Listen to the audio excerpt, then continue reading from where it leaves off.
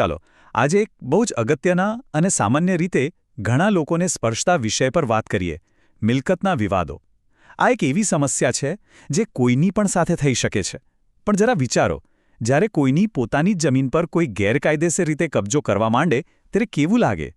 કલ્પના કરો કે કોઈની પોતાની જગ્યા પર અચાનક કોઈ બીજું આવીને બાંધકામ શરૂ કરી દે અથવા કોઈના પોતાના જ હકના રસ્તા પરથી એને આવવા જવાથી રોકવામાં આવે. સ્વાભાવિક છે કે આવી પરિસ્થિતિમાં કોઈપણ વ્યક્તિ ચિંતામાં મુકાઈ જાય. ત્યારે તાત્કાલિક કંઈક કરવું ખૂબ જ જરૂરી બની જાય છે. પણ અહીં એક સારા સમાચાર છે. ગભરાવાની જરાય જરૂર નથી. આવી તણાવભરી પરિસ્થિતિઓ માટે આપણો કાયદો એક ખૂબ જ શક્તિશાળી અને તાત્કાલિક ઉપાય આપે છે. બસ એ જાણવાની જરૂર છે કે એનો ઉપયોગ ક્યારે અને કેવી રીતે કરવો. તો જ્યારે પણ કોઈની મિલકત જોખમમાં હોય ત્યારે કાયદાકીય વિકલ્પો શું છે એ સમજવું ખૂબ જ જરૂરી છે. અને આ બધા વિકલ્પોમાં સૌથી પહેલું, સૌથી ઝડપી અને સૌથી શક્તિશાળી હથિયાર છે મનાઈ હુકમ, જેને આપણે અંગ્રેજીમાં સ્ટે ઓર્ડર તરીકે પણ ઓળખીએ છીએ. તો આ મનાઈ હુકમ કે સ્ટે ઓર્ડર આખરે છે શું? ચાલો સાવ સાદી ભાષામાં સમજીએ. આ કોર્ટનો એક કામચલાઉ આદેશ છે. એનો મુખ્ય હેતુ એટલો જ છે કે કોઈ નુકસાનકારક પ્રવૃત્તિ જેમ કે ગેરકાયદેસર બાંધકામ થતું હોય કે કોઈ મિલકત વેચી રહ્યું હોય એને તરત જ તાત્કાલિક અસરથી અટકાવી દેવી.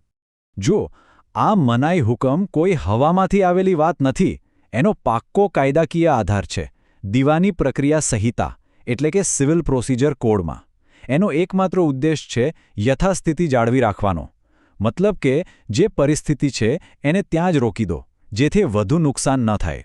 હા, એ સમજવું બહુ જરૂરી છે કે આ માત્ર કામચલાઉ રાહત છે, કેસનો ફાઇનલ ચુકાડો નથી.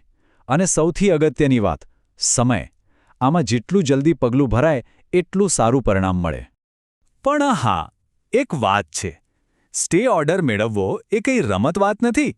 અદાલત એમ જ કોઈના કહેવાથી આવો મોટો આદેશ નથી આપતી. જે વ્યક્તિ અરજી કરે છે એણે કોર્ટની સામે પોતાની વાતને ખૂબ જ મજબૂતીથી અને પુરાવા સાથે રજૂ કરવી પડે છે. કોર્ટ આવા આદેશો બહુ હળવાશથી નથી આપતી. એટલે કે પુરાવાનો બધો જ ભાર અરજી કરનાર પર હોય છે. અને કોર્ટને સંતોષ આપવા માટે અરજદારે મુખ્યત્વે 3 કસોટીઓમાંથી પાર ઉતરવું પડે છે. તો ચાલો હવે એ 3 સુવર્ણ નિયમો જોઈએ જે કોઈપણ સ્ટે ઓર્ડરની અરજીનો જીવ છે.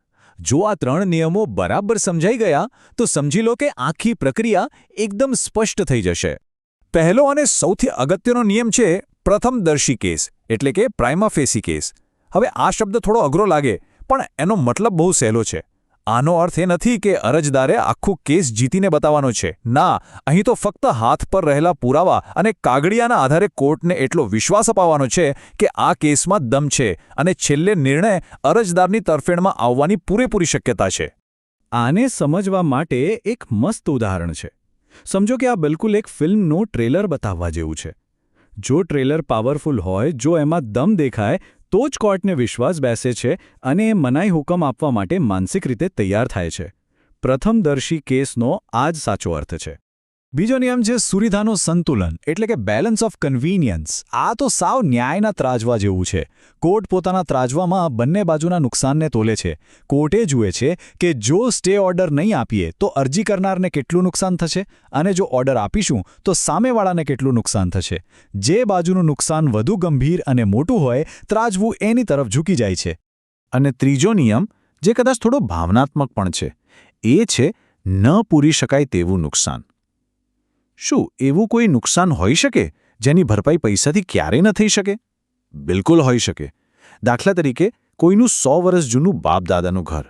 જો એને તોડી પાડવામાં આવે તો પૈસાથી નવું ઘર તો બનાવી શકાય, પણ એની સાથે જોડાયેલી યાદો, એ ભાવનાત્મક લગાવ, એ વારસો, એ ક્યાંથી પાછો લાવી શકાશે? બસ આ જ છે ન પૂરી શકાય તેવું નુકસાન. હવે તમને કદાચ એ જાણવામાં રસ પડશે કે આ કાયદાકીય સાધનનો ઉપયોગ કેટલો થાય છે. તો જાણીને નવાઈ લાગશે કે દીવાની કોર્ટમાં દાખલ થતા મિલકતના વિવાદોમાંથી લગભગ 60થી 70% કેસોમાં સૌથી પહેલું કામ જ મનાઈ હુકમની અરજી કરવાનો હોય છે. આ આંકડો પોતે જ એની જરૂરિયાત અને એની તાકાત બતાવે છે. ચાલો હવે સિદ્ધાંતોની વાત તો બહુ થઈ. હવે સીધા પ્રેક્ટિકલ વાત પર આવીએ. આખરે અરજી કરવાની પ્રક્રિયા શું છે? પહેલી નજરે થોડી જટિલ લાગે પણ જેને સ્ટેપ બાય સ્ટેપ સમજીએ તો એ બહુ જ સરળ છે. આખી પ્રક્રિયાને આપણે આ 5 સરળ પગલાંમાં સમજી શકીએ. સૌથી પહેલું, મુખ્ય દાવો દાખલ કરવો. યાદ રાખજો, સ્ટે ઓર્ડરની અરજી એકલી નથી થતી, એ મુખ્ય દાવાનો જ એક ભાગ છે. બીજું, એની સાથે જ ઓર્ડર 39 હેઠળ મનાઈ હુકમ માટે એક અલગ અરજી તૈયાર કરવી. ત્રીજું, સોગંદનામું એટલે કે એફિડેવિટ જોડવી. કેમ? કારણ કે એ એક કાનૂની ખાતરી છે કે અરજીમાં લખેલી બધી વાતો સાચી છે. ચોથું, મજબૂત પુરાવા રજૂ કરવા, જેમ કે માલિકીના દસ્તાવેજો, 7/12ના ઉતારા અને મિલકતના ફોટા.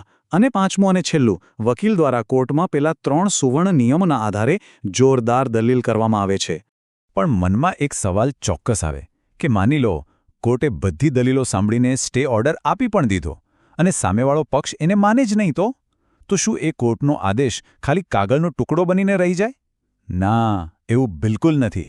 જો કોઈ વ્યક્તિ કોર્ટના આદેશની અવગણના કરે તો એને કોર્ટનો અનાદર એટલે કે કન્ટેમ્પ્ટ ઓફ કોર્ટ કહેવાય છે અને એના પરિણામો બહુ જ ગંભીર હોય છે.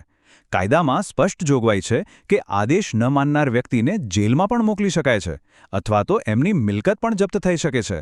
પણ હા, એક ગેરસમજ દૂર કરવી જરૂરી છે. સ્ટે ઓર્ડર એ કાયમી જીત નથી, એ કામચલાઉ રાહત છે.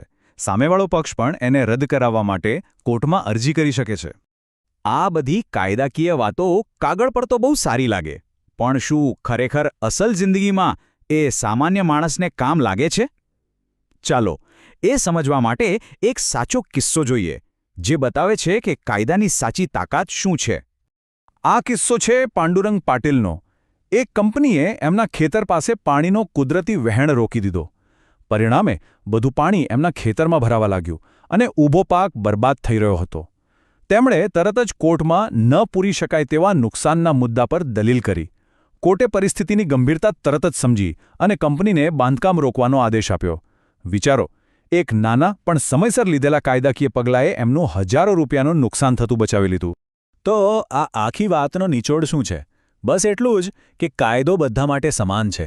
જરૂર છે ફક્ત આપણા હકો માટે જાગૃત રહેવાની અને યોગ્ય સમયે યોગ્ય કાયદાકીય પગલું ભરવાની. કારણ કે અંતે કાયદાની જાણકારી એ જ આપણી સાચી તાકાત છે.